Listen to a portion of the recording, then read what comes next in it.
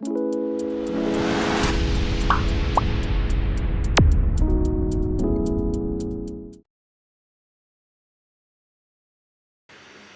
Count. এখানে আমার একটা ডাটাবেজ আছে, ডিস্ট্রিক্ট, থানা, সাব অফিস, পোস্ট অফিস। এই ডাটার বেজের পোস্ট কোড এখানে শুধু মাত্র নাম্বার দেয়া, সাব অফিস আছে, থানা আছে, থানার কিছু জায়গায় ব্ল্যাঙ্ক আছে এবং ডিস্ট্রিক্টেরও কিছু জায়গায় ব্ল্যাঙ্ক আছে। তো আমরা এই টোটাল জিনিসটাকে আমরা এখানে গুণে বের করতে চাচ্ছি। প্রথমেই গোনার অপশনের মধ্যে আছে কাউন্টিং নন ব্ল্যাঙ্ক সেল। নন ব্ল্যাঙ্ক সেল বলতে আমরা যেটা বুঝি সেটা হলো যে আমার কোনো একটা সেলের ভিতরে কিছু না কিছু লেখা আছে, সেটা হতে পারে টেক্সট, সেটা হতে পারে নাম্বার, সেটা হতে পারে দুইটার কম্বিনেশন দিয়ে। যখনই নাম্বার এবং টেক্সট আমরা একসাথে লিখি সেটা আসলে আর নাম্বার থাকে না, সেটা টেক্সট হয়ে যায়।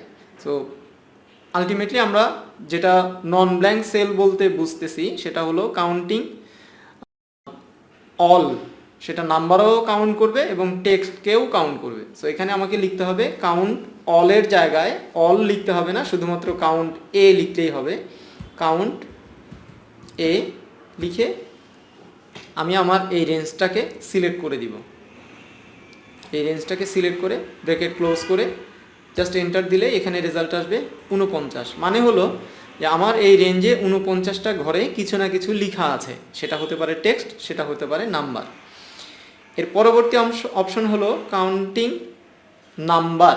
এটা নো মানে হলো নাম্বার, কতগুলি নাম্বার আমার রেঞ্জের মধ্যে আছে। একই রেঞ্জ আমি নিব, এখানে লিখতে হবে কাউন্ট। এক্ষেত্রে আর এ বাড়তি এ লিখতে হবে না, COUNT কাউন্ট লিখলেই এক্সেল বুঝে তাকে নাম্বার কাউন্ট করতে হবে। একই রেঞ্জ আমি এখান থেকে সিলেক্ট করব। এই সিলেকশনটা আমি কিভাবে করলাম, প্রথম ঘরে ক্লিক করেছি, শিফট বাটন চেপে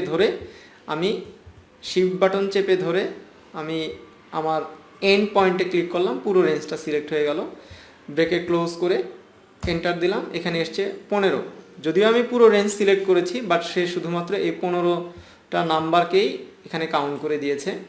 সো আমার কাছে এখন আছে হলো নাম্বার প্লাস টেক্সট 49টা, আমার কাছে আছে 15 শুধুমাত্র নাম্বার।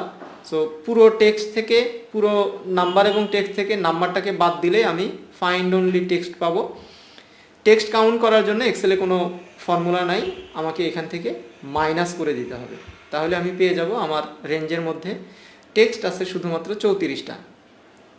কাউন্টিং ব্ল্যাঙ্ক সেল, আমার এই রেঞ্জে কতগুলি ফাঁকা ঘর আছে সেটা বের করার জন্য ইকুয়াল টু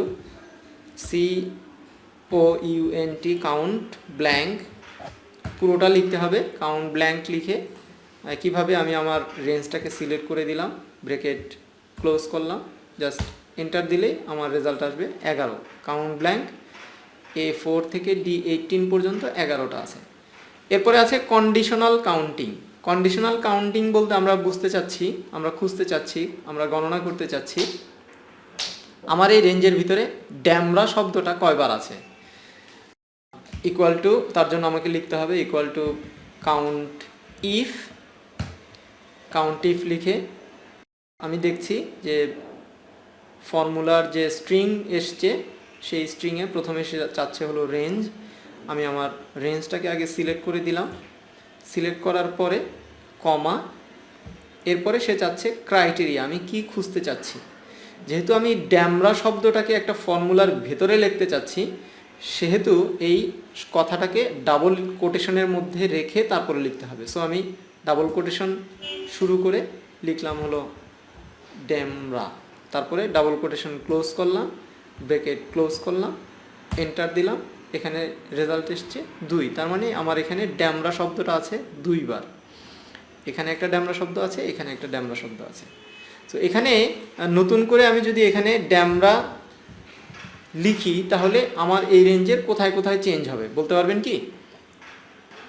এখানে একটা বেড়ে যাবে কারণ নন ব্ল্যাঙ্ক সেল বেড়ে যাবে।